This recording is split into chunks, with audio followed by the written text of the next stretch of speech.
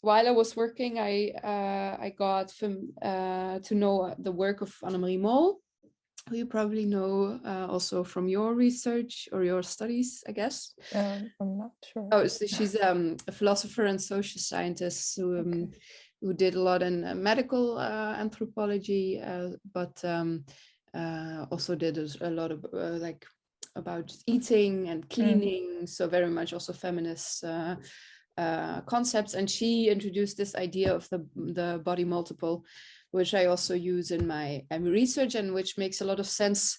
Like, how come that in different practices they teach actually a different body? Like, there's one practice they teach you that breathing well is this, while in another practice breathing well is that. And Annemarie Mol, through her I really got acquainted with this idea of that what the body's not natural, but is practice specific, is produced in different practices in different ways. So they can also, you can allow them to be two different things. And I, as a teacher, can teach one way of breathing as the good way of breathing, and an hour later I can teach another way of breathing as the good way of breathing, because it's a different practice, because the body is not one, it's not natural, but it's multiple. So this made a lot of sense to me, and it was almost like, I can finally engage in my practice in a different kind of way. And so there was a long time where I kind of doubted whether I wanted to go into academia or professionalize myself more as a practitioner. And and Annemarie made a spot for me, even though she was doing a different project back then, but I got this PhD spot. Now a year later, she introduced me to Ruud Benschop, who's my second supervisor, who's in Maastricht at the Research Center of Arts. Through both of them, they really showed me that I could become an academic while also remaining a practitioner, and actually doing one by doing the other. So my research is very much based on my own practice. I follow different practitioners also who teach feeling. So my PhD project is about what I call feeling techniques. So techniques practitioners use to teach people to feel their body. And I show them that feeling is also not natural. I denaturalize feeling by showing that feeling becomes something different in each practice.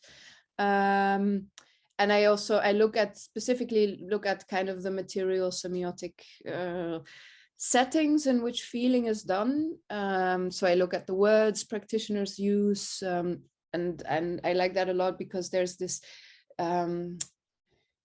both in arts and social science, there is often this idea that words oppose feeling, right? That you cannot capture feeling into words. But I then show how words are actually used to produce feeling. And I look at drawings and how I can also, the drawings that are used in the practices, but I also look at how can I use drawings as a way to research feeling. So not so much as a way to represent kind of the affect or affects of feelings, but more like how can I use drawings as a methodological tool to understand what is going on. And again, this is kind of to oppose or to break through these dualisms, you can't put feeling into words, but drawings are much more capable of capturing what feeling is. And I kind of want to show that both words and drawings are performative, can be used as sensitive tools. And this brings me to the next thing I do. So I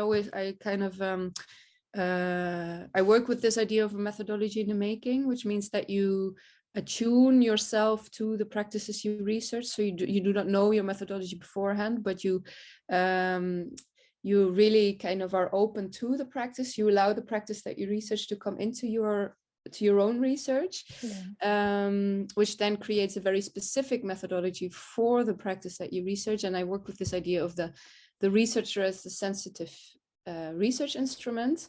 And I look at the body of the researcher and how can you calibrate your body in order to to attune yourself to the practices you research, to be affected by them, but also becoming aware of how, as a researcher, you do affect the way, your research. Like you're not a floating hand, Mm-hmm. like you always bring your body into your research. So I also teach at the arts faculty, but also here here I'm in Amsterdam, at the UvA. I teach an honors course called Feeling Science, where we look at how does feeling come into play when we do science. And so I'm constantly really working really hard to break these oppositions between feeling, science, sensitivity, knowledge.